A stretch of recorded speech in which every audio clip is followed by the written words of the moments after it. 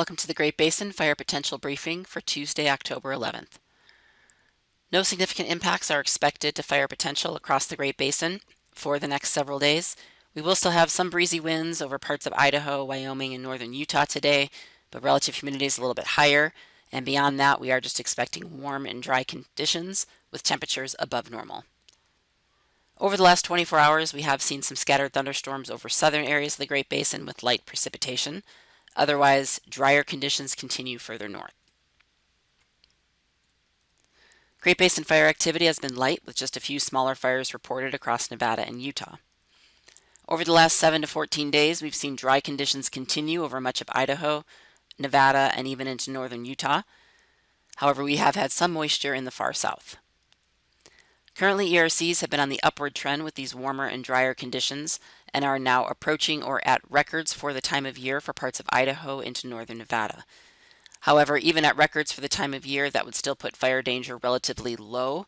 However, again, continued drying is expected over the next week, so we will see these ERCs continue to increase. The satellite loop from this morning shows a strong ridge of high pressure building along the west coast. This will continue pushing eastward. However, we do have an area of low pressure in the northern plains and northern Rockies, which is exiting to the east. However, on the backside of this low is where we'll see those gusty winds today across parts of Idaho, Wyoming, and northern Utah. The weather pattern for later today, again, generally those breezy winds in the north and east, otherwise low fire potential. Relative humidity will drop into the teens across much of Nevada and Utah and parts of Idaho, but still be a little bit higher for eastern Idaho, Wyoming, and northern Utah, where these gusty winds, generally west to northwest winds, gusting between about 30 and 40 miles per hour will occur. Could see some gusts above 40 miles per hour in some of the higher terrain. On Wednesday, that ridge moves a little bit further east into the west coast, and we will see continued drying with lighter winds. Relative humidity is generally in the teens to low 20s across much of the region, with winds significantly decreased on Wednesday from what we'll see today. The only exception is still some breezy winds over parts of western Wyoming as that system to our east exits further. For Thursday, the ridge remains dominant along the west coast with dry conditions and warmer temperatures region-wide.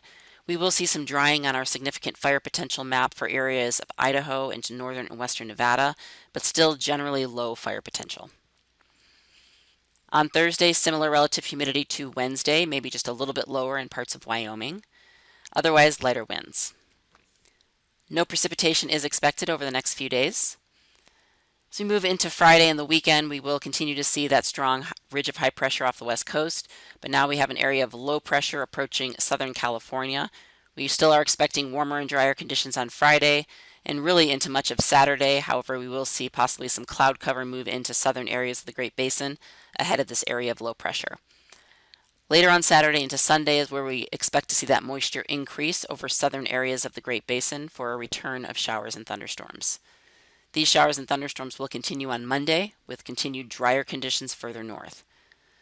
7-day total amount of precipitation, obviously showing that return of moisture to Arizona and to southern areas of the Great Basin. We could see this precipitation push a little bit further north into southern Utah. The 8 to 14-day outlook, taking us from October 18th through the 24th, still shows warm conditions and drier conditions for far northern areas of the Great Basin, and that moisture will be continuing off and on over southern areas of the Great Basin going through next week. However, towards the following weekend, towards the 22nd to the 24th, we could see a better chance at moisture increasing over northern areas, but again, that's about 2 weeks ahead, and until then, we'll continue with drier conditions in the north. That concludes our webcast for today. Check back tomorrow for the latest updates.